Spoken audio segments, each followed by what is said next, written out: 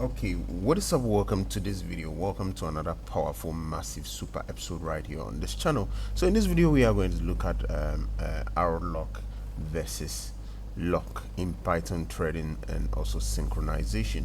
So Python's threading synchronization primitives actually help manage concurrent access to shared resources, with RLock and lock offering different behaviors for preventing race conditions. And the basic lock can only be acquired once if the same thread attempts to reacquire without releasing it will deadlock.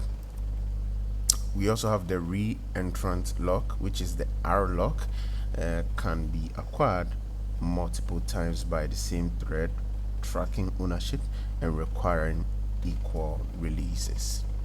So when do you actually use each lock type? So we are going to look at some use cases.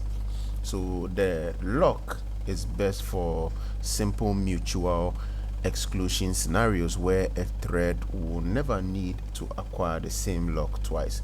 So here we have, and then so here's a block of code which you can actually try out and then see how it works. And then equally, we also have the RLock, and it's essential for recursive functions or complex operations where a thread might need to acquire the same lock multiple times. So here's another code block example for such kind of example that you can try out in VS Code or PyCharm to understand how this actually works. Do let us know in the comment section how it goes after you run this code. You have to remember that RLock must be released exactly as many times as it was acquired by the same thread. So that's one thing you need to know. So do try it out and let's know how it went for you in the comment section. Thank you for watching this video.